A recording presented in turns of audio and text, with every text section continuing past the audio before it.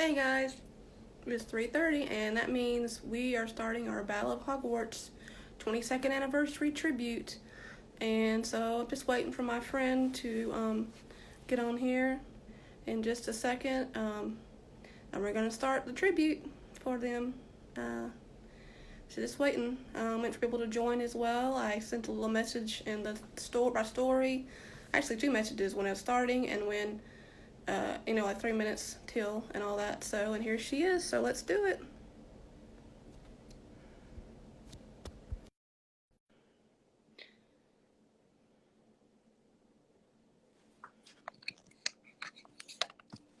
Hey.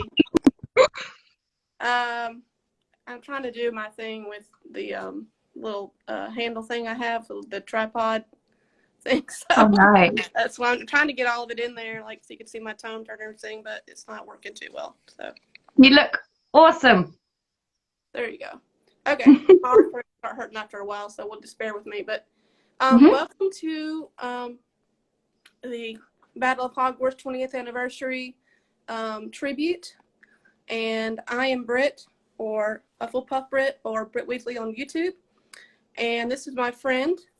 Introduce yourself. I am Zara, Muggle Collective on Instagram. And we are going to do a little bit of a rest in peace memorial type for the victims, and just kind of talk about the Battle of Hogwarts and remember it. And such a hard time in the books, of course. Happened today, 22 years ago in the books, May 2nd, 1998. And we're just going to kind of talk about it, So, did you want to start with the victims list, or do you want to wait see if people come on a little bit? Maybe it's only one person. Yeah, should we see if we get anybody else come on and then we can go through. I think there's one person watching at the moment. Yeah. Hey, Joe, how are you doing? So let's see if people come on. I did a story about it, so maybe people will join soon. But yeah. So I don't know. Hopefully they'll What we join. can talk about till they come, because it's one person just joining right now. Do you have any ideas? I'm about to burn up, by the way. It's hot in this robe. Oh no, I know. I'm very warm. Yeah. This is why I didn't put my scarf on because Oh yeah. it's so warm. So I decided against it. Yeah. So we'll see. How have you been doing today? You been doing all right? Yeah, not too bad. I mean, I got up really, really late, so Mm-hmm. I've only been up for about 8 hours. I got up at like 12 lunchtime. Yeah. So, and Well, while we're then waiting, not much. go ahead. Sorry. I haven't done anything at all. I've been unproductive, really unproductive today. Same. Oh, look, she has her Ravenclaw mug. Yeah, and I have my I hope that my Rocco joins in sometime soon because I have my bow truckle Oh, and my wand. I've got, So I guess while we're I've waiting got, for people to come, we can maybe show my background. yes, I'll flip it around, make it easier for myself. And just love thought it. I'd get in the background here because it's appropriate. And of course, my chair's in the way, so I can't show everything, but that's just kind of the gist of it, really. But yeah, so back to me. Um, but yeah, I thought I'd do a different, background today. Would be It appropriate. looks good. Thank you. So Yeah, yeah. I've got my elder wand, but I do have a custom wand that was made for me as well, so I might get that, Okay. Well, which is in here. I guess if we wanted to, we could start talking about it. I mean, people can always watch it on replay if they want to later. Um, Do you want me to read out the list or go read out one person at a time? Oh, hello. Hello, Luke. Harry Potter look-alike. Glad you join us. Um, And on my camera. Hold on. Okay. Got my notebook. Gosh. I'm sorry, my followers and viewers. I have some hair going from growing on my on my handle here. Okay. Yeah, we're gonna do a tribute to the victims. So, and Zara is gonna read those off for us, and maybe we can have a little moment of silence. Cool. For all the real Harry Potter fans who so emotionally involved, obviously. So we have. Do you want me to read out how they were killed as well, or? Sure. Go ahead. Okay. So we've got Colin Creevey, who was killed by an unknown Death Eater. Okay. Lavender Brown, who was attacked by Fenrir Greyback. We've got Fred Weasley, who was killed in an explosion caused by a Death Eater. We've got Remus Lupin, killed by Dolohov. Tonks, who was killed by Bellatrix Lestrange. And Severus Snape, who was attacked by Nagini. And then, of course, we believe there were about 50 other people that were killed during the Battle of Hogwarts by Death Eaters, but they're unknown. Right. As I mentioned, that we have, the others that obviously weren't like victims. The that we just mentioned, obviously the ones that are victims at the hands of Voldemort. But we do have other ones that were killed, like Vincent Crabbe and Bellatrix Lestrange and Nagini, and just all those, all the Death Eaters, just everybody that were fighting on his side, obviously were killed as well. So let's have a moment of silence for those victims.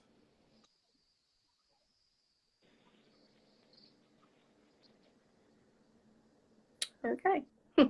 So, and also everything with Harry Potter, a lot of things are controversial, and I think sometimes people have kind of gone back and forth as far as what actually happened with Lavender Brown. That's kind of a controversial thing. I mean, obviously in the books it said that she's killed, but people from the movies and just talk in general in media, like, oh, did she really die? Is she still alive? Did she just get severely wounded?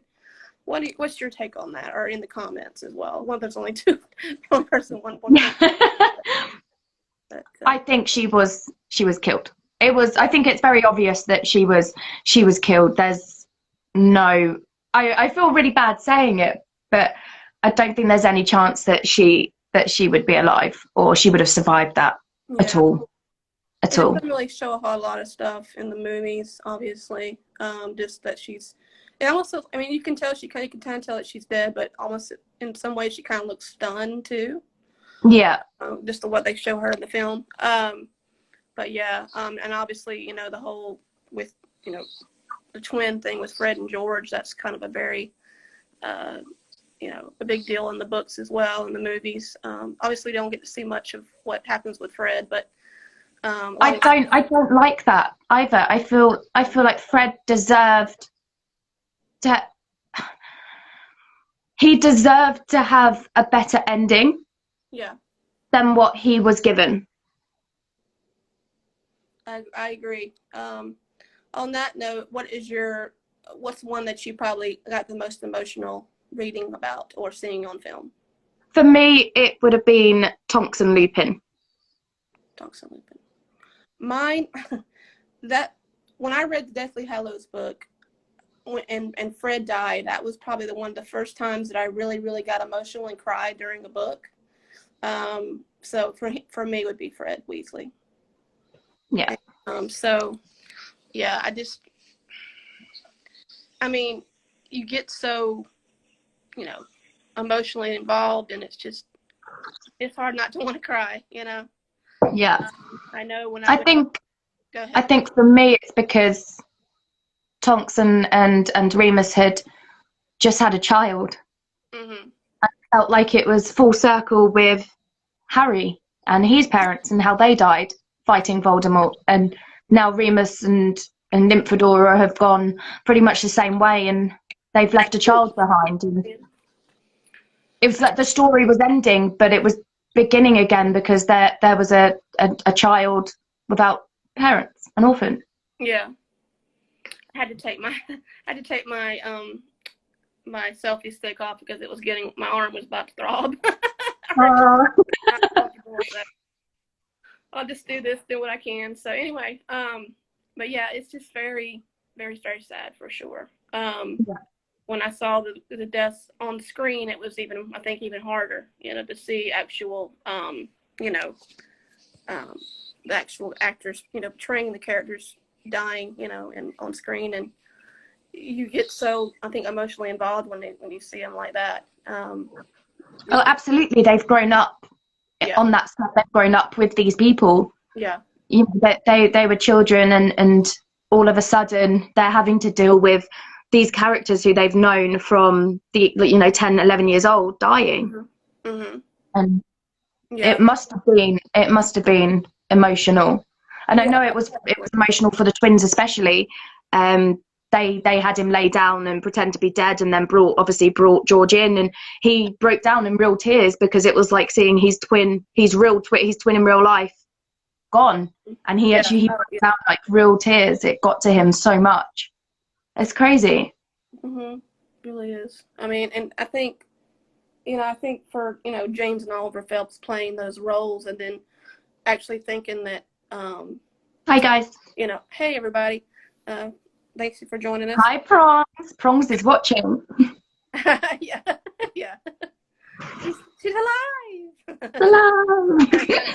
No, I think for James and Oliver Phelps, I think it was probably very hard to do, as far as like, I'm sure Oliver had to think about the fact that, I mean, in the sense of like James dying, yes, and that's because they didn't bring him in until they had have him lay down and pretend to be dead, and then they brought him in to get a real reaction, and he literally broke down in tears because it was like seeing his real brother dead, which it's heartbreaking. It's really heartbreaking.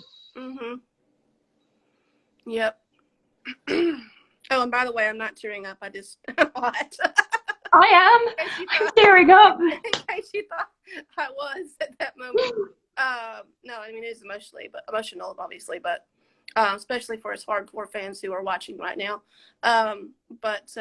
Yeah, so I'm trying to think what else we could really talk about. And I think I know for me, when I saw the film, I remember sitting in the theater and just being like, everybody was at LeakyCon 2011 was all together, and we just, I think we all were so emotionally involved from like the half point on to the end, and seeing all these people die, and then of course, Harry triumphing at the end, against Voldemort. And cool. Well, we grew up watching them grow up.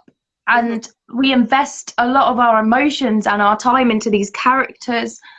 And when you get to the end and you do see some of these characters that you love and you've grown up with die, it is so heartbreaking, because I don't know for you, but I grew up sort of the same age with them. So when I went to watch, obviously, the last movie, and you do see them die, it's just an incredible moment where you sort of take a deep breath and you're like, oh my God, did that happen? Yeah. So hard to watch, for sure. I mean, even to this day, when I watch it, it's kind of hard to get through it, but surely the first time I watched it was very, I think throughout the series, we're not sure how to really think about Snape, and is he friend, is he foe, what's the deal? And I think we get to Half-Blood Prince, we kind of really start to realize that he is kind of, he's there for Harry, and he's not really, but then it kind of really hits home, in the last one, that he's, he loves his mom, and I think it's such a raw moment with Snape. You see him at such a vulnerable state. He is completely open.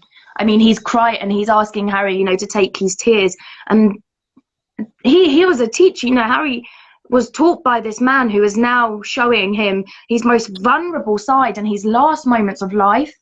And that scene for me was incredibly touching and incredibly hard to watch, because there is this grown man that you see in the movies as a very controlled, tempered, you know, he's very, he holds himself very high. All of a sudden you see him in a very vulnerable state, and I think that just hits. It hits hard. Yes, it does, for sure. I mean, when I saw it on screen, it was just, I think probably from that moment to the end was, you know, it's probably when I really started to you know, really boo-hooing, you know, so to speak, because it was just, because you realize that all these things that have been going on throughout the series, you know, has come to this point, and you're like, oh, you know, he's not such a bad guy after all, you know, he's really, and there's something more about him, and, you know, actually, you know, love for people and that kind of thing. So, yeah. Oh, absolutely, yeah. Absolutely. So, yeah. Anybody's, well, there's 3 people watching. Have any comments about Snape in the comments there? Yeah, I couldn't imagine going to see the movie without having read the book. Mm-hmm. Oh, God. There would have been more tears, I think. Yeah. I would have been screaming in the movie theatre if I hadn't read the book and hadn't known who was to die whilst watching the film. I would have been destroyed, utterly destroyed. For sure. It's yeah.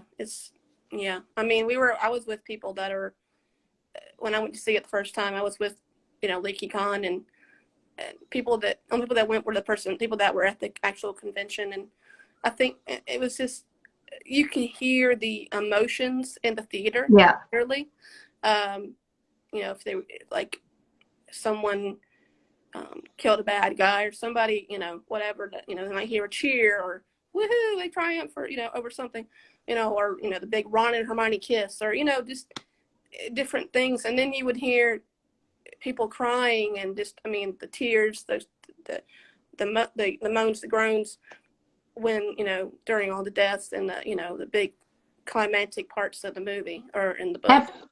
Everybody was in it together. We all went on this incredible roller coaster ride together, and I think everybody that went to the same theatre to watch the film together, we sort of supported each other and became each other's comfort. I remember turning to somebody I didn't know and just going, "Are you okay?" While tears like streamed down my face. I'm like, "Are you okay?" It's like, yeah. I didn't, same. I mean, I was sitting next to someone that I didn't know either. I just happened to sit wherever in the theater, and I mean, we every now and then we would be like, oh, you know, we kind of react to each other back and forth about what's going on in the film, or you know, and then of course there was a guy sitting behind me, and he was just, I mean, he was losing it behind me. He was just emotional. I mean, so I've never seen someone so emotionally involved in their life. It was just, he'd absolutely lost it, really. I mean, he was just hysterical. But so yeah, I mean, really, you really do. You know, it's a hard book to read and movie to watch, for sure. That's it. I mean, I know a lot of people that don't really appreciate Harry Potter, and I get that, but they say things, you know, it's not real, you know, why are you so attached? But we read these books as children, and we grow up reading these books, and then we watch the films, and you just get so attached emotionally and mentally to these characters. You know, you grow up with them as children, and you're children yourself. Yeah. You know, so for us, and I know it's a very Harry Potter thing to say, but for us, it is real for us. Yes. Right? They actually did a fan video when I didn't get to see it, obviously, but I wasn't there. I was only there for one day, but at Leaky Con 2011, they did a video about the fandom, and that was what they called it. It's real for us.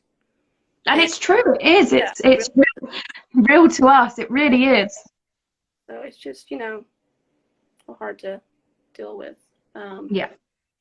So I think the one thing that they got wrong in the movie compared to the books was the fight scene between Harry and Voldemort. Yeah.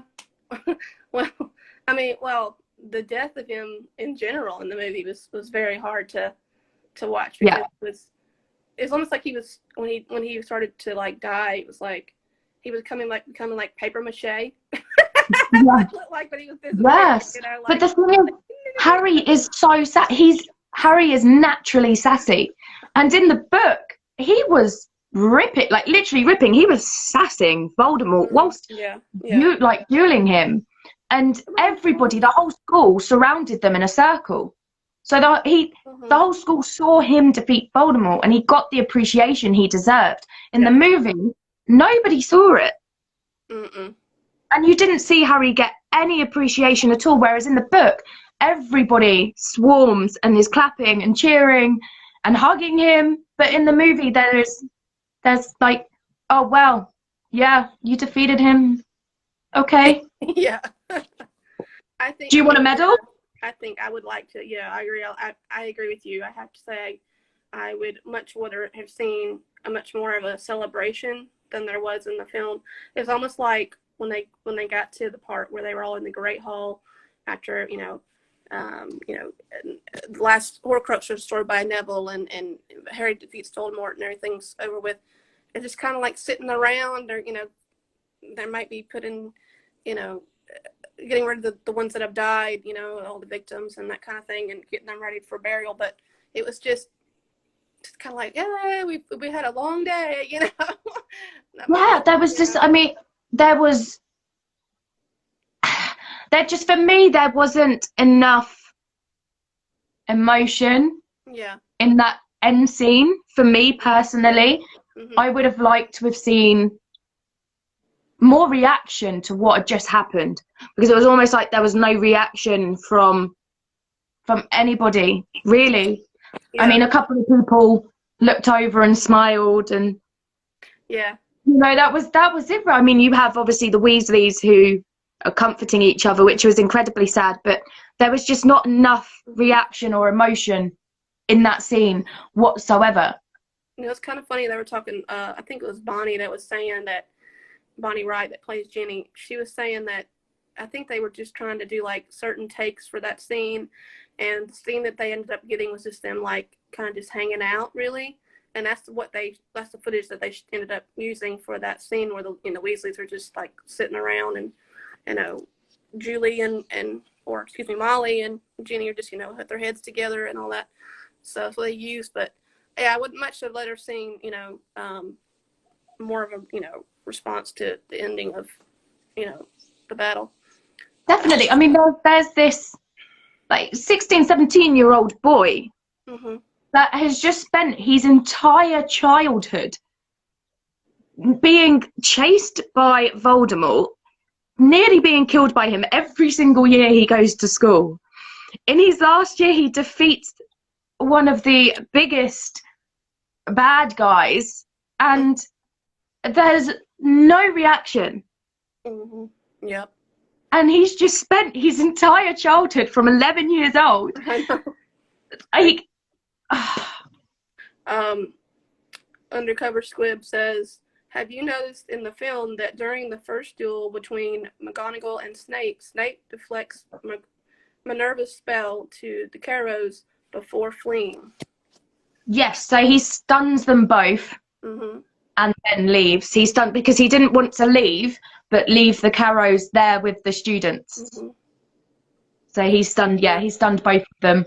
Another thing about with things I didn't put in the film that I would love to have seen in the book was the Carrows story. We didn't really get much of that really. Hey Cindy, thanks for joining us. We're of course doing the Battle of Hogwarts tribute. Yeah, I mean, there's just so many things that were from the books that I would like to have seen on screen that would just I think would have made it a whole lot better. I feel like we'd gone on this incredible journey, mm-hmm. and we got to the ending, and it instead of a massive inhale of, oh my god, this is an incredible ending, it was almost deflating. It was almost like, well, yeah, he's defeated him and all these people have died, so take it. Right. I wanted to see that glimmer of hope and resilience and celebration. You know, there's that quote, this is, you know, in dark, you know, light can always be found, happiness can Right. always be found, eternal light. And that's what I wanted to see. I Yeah. wanted to see that resilience, that strength, that, you know, the students coming together at the end of the book. I wanted to see that. Mhm. And the movie just didn't give it to us, and Mm-mm. it deflated me. It really did. I wanted that so bad. Yep. Big old. They should have had a big old gigantic party right after. You're like, we That's just it. I love mean, Oliver. Yeah. Yes. Yeah. if you think about Fred and George and think, you know, they would not have wanted that. They would have wanted 1,000 fireworks. You know, they would have wanted Yeah. exploding chairs, you name it. They would have wanted that. Chairs. I don't know. I wanted more. I wanted more Doing something. from Yeah. that. Yeah. I mean, and that's what makes it even more sad about Fred's death. I think, because I mean, I think if he had lived, they would have, you know, ooh, time for fireworks, you know, Mm-hmm. for sure. Because I understand that you are going to mourn Yeah. the people that have died, but at the same time, you would be so overwhelmed with joy that the Mhm. threat's gone. Voldemort Yeah. is gone. Voldemort is dead. That you would want to jump up. You would want to be celebrating that. You Yeah. know, that they did not die for nothing. No, they didn't. Absolutely. They like kind of what I said in my post this morning. You know, you know, they were lost, but they were lost so that everybody else could live. You know, there was definitely a reason why this person and this person died, and But you there know, was more of a celebration in the book, especially as well. Like, there was more of a celebration after Lily and James had died and they thought yeah, the Dark Lord was defeated, and they were all in the streets in their robes, and they're greeting each other and they're celebrating. There's fireworks and there's owls and people die, and it gets to the end of the Great Wizarding War where Voldemort has actually died, and they're in the Great Hall drinking tea, and I'm like, what? yeah, He's gone, guys. He's gone. Come on. yeah, Like, give that boy a medal. yeah, exactly. And I think I wish they would have done more with the fact that Neville, you know, with his the way he transformed all the way through the books, and Oh, you know, absolutely. the big deal about him, you know, killing the genie and you know, I completely agree. and It's almost as though he followed in his parents' footsteps, which I'm also really sad that they didn't put his parents' story into the movies, because he followed in his parents' footsteps. His parents were in the order of in the original Order of the Phoenix, the original group, and they fought in the first Great Wizarding War, and obviously they were tortured by Bellatrix, and it's almost like Neville was stepping up into his parents' shoes, and yeah, I wanted more of that. avenging their death. You know, he's Yeah, like, hey, I'm gonna kill somebody, or I'm gonna do this for you, mom and dad. You know. yeah. So it would have been nice to maybe have his parents' backstory so that people who don't read the books, Mm-hmm. when they watch the movies, they also get that he is doing this because his parents suffered and his parents fought in the Great First Wizarding War. Yeah. Because if you haven't read the books, you don't know that. You don't know Right. the story about Neville's parents. You only hear about it slightly in the Goblet of Fire when obviously Barty Crouch Jr. is Mad Eye. You only hear about it slightly then. Mm-hmm. But other than that, you don't really know anything about his parents. Yeah. Which is a shame. It really is. And speaking of parents, like you were saying about, Remus and Tonks, how they affected you the most. Think about, them dying and then leaving Teddy behind, and it's just, they, and I think, and plus, I think, Remus, he didn't want Tonks to come along. He wanted somebody to stay behind and take care of their child, and she's like, no, I'm not leaving my husband. I'm gonna fight, for Harry, and I'm gonna fight for, with my husband, and I hate the directors. I hate the directors for the almost hand touch moment. Mm-hmm. Like, that kills me every time I see it. Yeah. Like, can't you just let them hold hands, please? Yeah. It's so it's so hard. I Strong mean, at least says, those of you have seen the deleted scenes and in the extra features. You know that the scene that they have in the deleted scenes with them. Why are you? She comes running to him. Why are you? He's like, why are you here? And Teddy needs you tonight. And then she's like, but you need me too. And that was after I saw that part, I was like, oh my god, tears. it's even worse. Yeah. Thing it wasn't in the film. But, Prong says she would have loved to see his gran fighting, Neville's gran. Oh yes. Yeah. No hat. Yes. And her bag, her handbag. Yeah. That would That would be interesting for sure. that would be good. But I'm sure and also he turns Snape into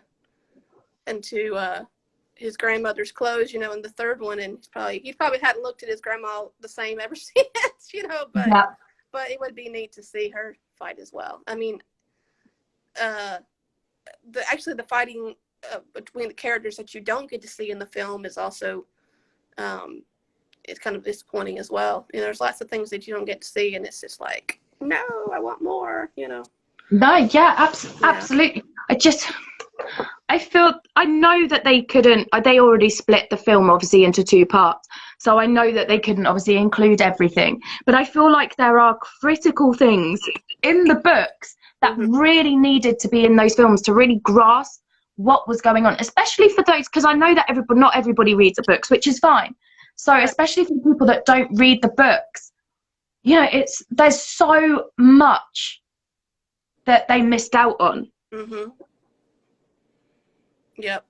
It's just, yes, they really needed to. I mean, obviously I love the films, but what they left out of so many of them is just so, not right. They should, they should. And like you said, I love the films. The films for me are so special. The films are incredibly special. But the books just hold.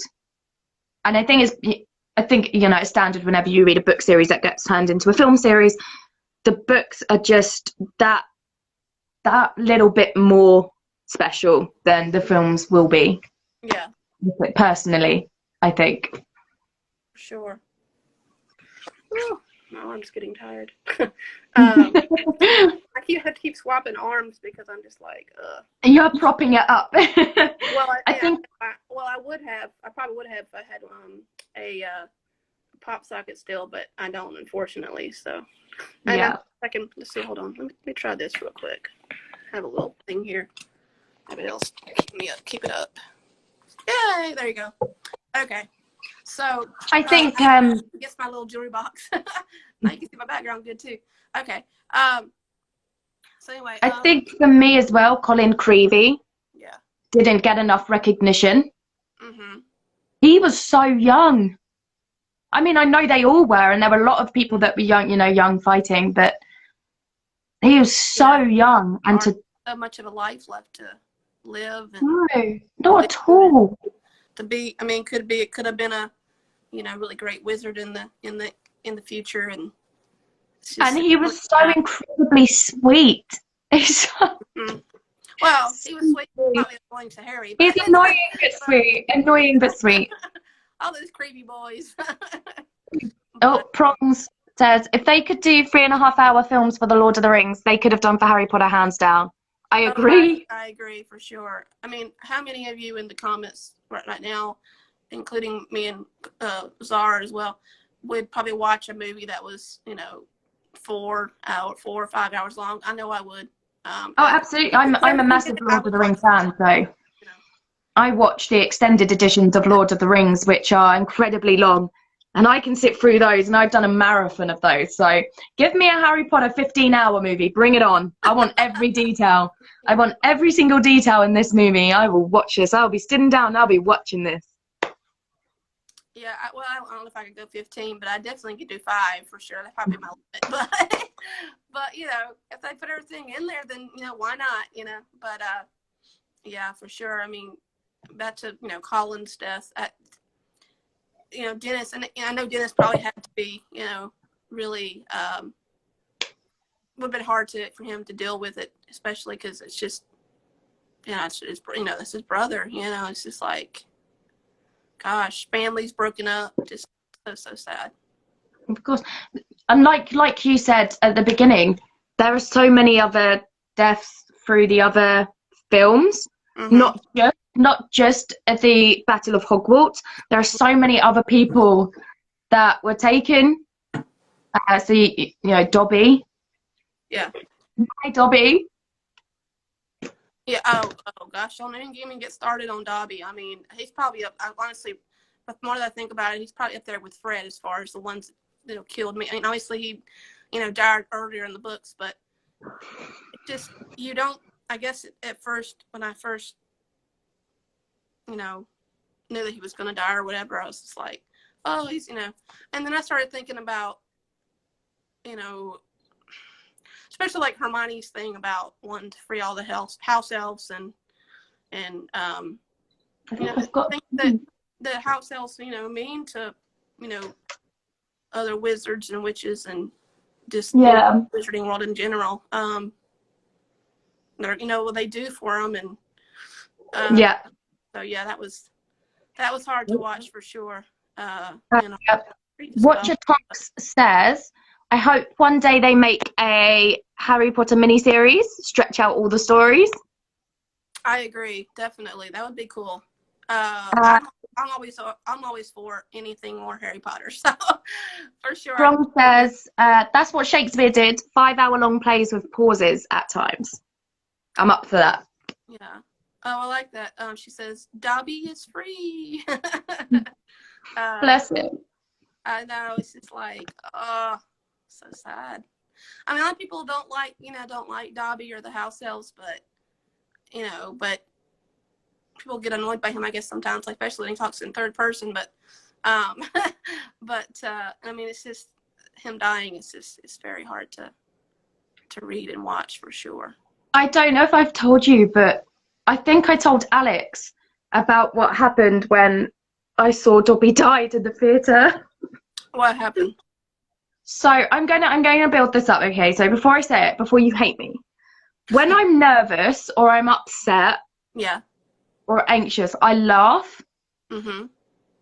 So I'm dressed as well. I went dressed up in full robes. A lot of people did. So I'm in this full packed out theatre of full on Harry Potter nerds like myself. Mm-hmm. And it gets to the part where Dobby dies and everybody's crying and there's me laughing. Yeah. And everybody can hear me. And I'm not kidding. I swear every single head turned at that moment and gave me the evils. I was glared at by the entire theatre.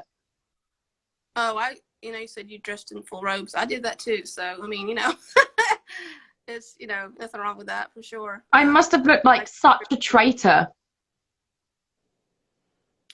Laughing as Dobby dies. Oh, yeah. Well, I was hated. Well, I mean, it's when you're in a room in a theater with that many enthusiastic fans like that, there's gonna be different, opinions about everything, I think.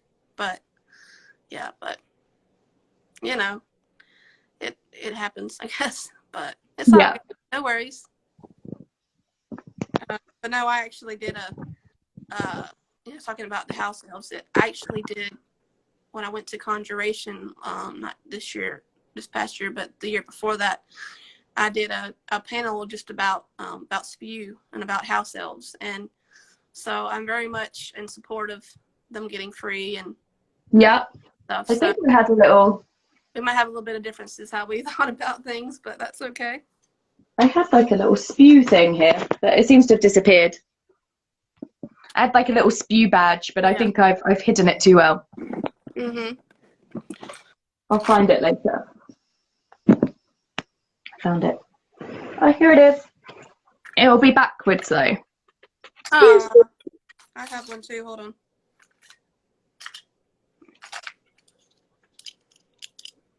Yay! I've also got Spew. It's backwards, obviously, but that's okay. But yeah, I actually have 2 of them, but the other one's is somewhere else right now. So yeah, but I bought that one myself. I'm now a Death Eater. Hello, Hogwarts platform 0124. Yeah, we're getting a few other more people going back and forth joining us, so that's great. I'm glad. If you have any questions or anything, just any questions, down. anything you want to discuss about the battle or just Deathly Hallows in general, please put it in the comments.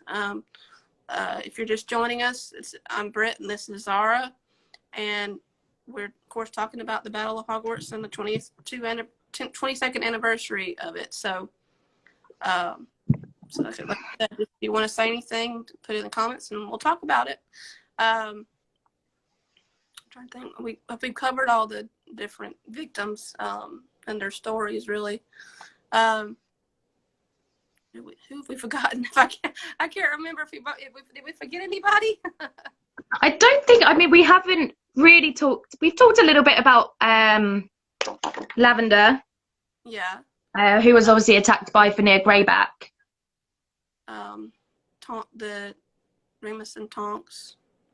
Oh, Chanel Smith is. How do you feel about both Tonks and Lupin dying? Sorry, I just joined. No worries. Like we said before, it's very. I like the fact that they, I guess, died together, but at the same time, it's a very sad moment because they're leaving their son behind, and I mean, I think it's neat that later on, Harry gets to reunite with Lupin, while he's talking to Sirius, along with Sirius and his parents, but it's still, yes, it's a very sad moment for sure, because son losing their parents, his parents, it's just, so yeah, very sad for sure.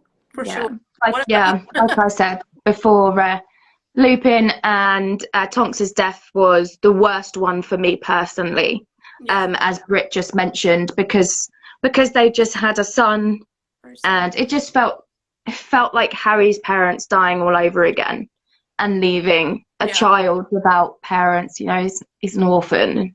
It just felt like it was going full circle. It wasn't needed. I don't think it was needed at all. Mm-hmm. Excuse me, folks. My eyes bother me. Yeah, it's just so sad. I mean, obviously, he's got his grandmother. He's got Harry as the godfather, but it's still, still sad. I actually just got done writing speaking of Tonks, I just got done writing a song about Tonks and Hermione. And I mean, obviously, Hermione doesn't really she doesn't afterwards take care of, Teddy, but in the song I talk about,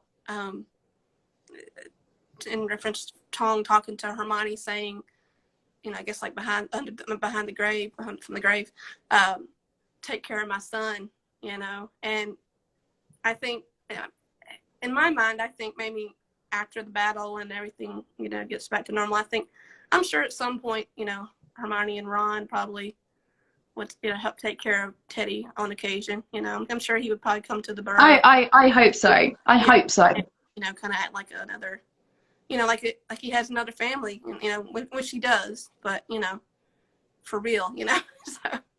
Chanel Smith says, I agree. I think one or the other, but not both. Yeah. Do what now? What'd she say? I think one or the other, but not both. Because obviously both Tonks and Lupin died. Yeah. It wasn't needed.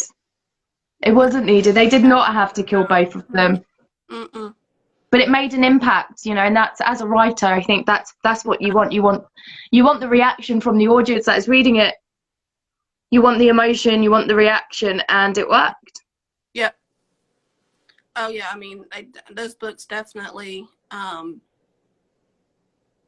those scenes, the battle, last whatever, how many pages it is in the book, they really just make you get really emotional for sure.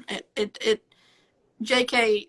did her job as far as, Oh yes, 100%. involved in, feeling like you're there, in a sense, for sure. But yeah, I agree. Both of them was just it was really hard for sure. Yeah, I agree. 100%.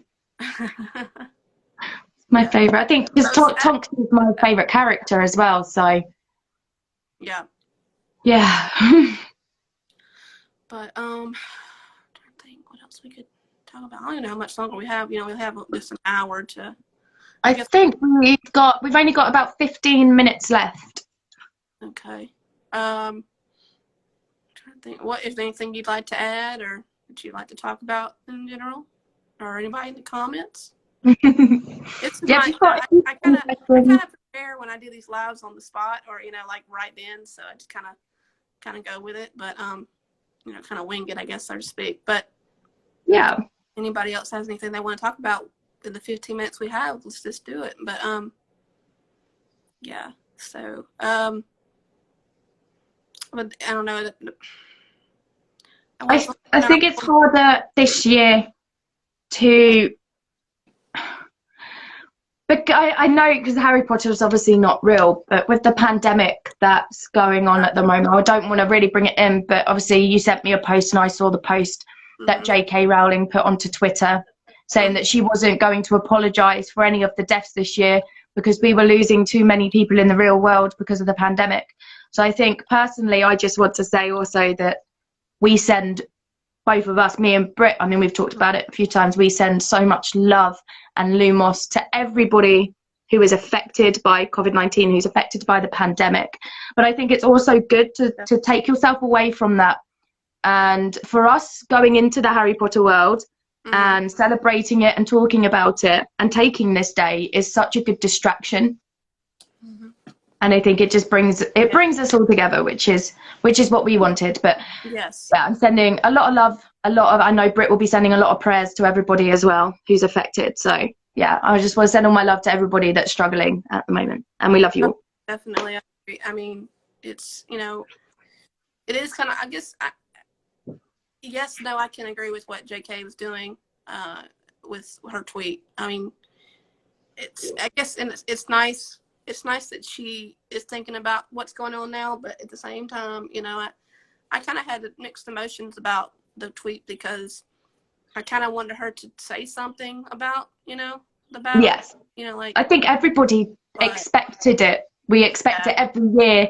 It's the same every year. 2nd of May, we get an apology, and obviously we didn't this year because of what's going on. So I can definitely see both sides of what's happening and why she didn't, because we have lost a lot of real people due to this horrible, terrible virus that's going around. But at the same time, I also think it's good to distract yourself. Yes. Everything at the moment is to do with COVID-19 and to do with the pandemic. And sometimes it's good to take a step back and focus on something positive and divulge into the things that you love. And doing this for us is what we love, and this is such a good distraction to otherwise we've got the news and we've got everything bad going on. This is something good.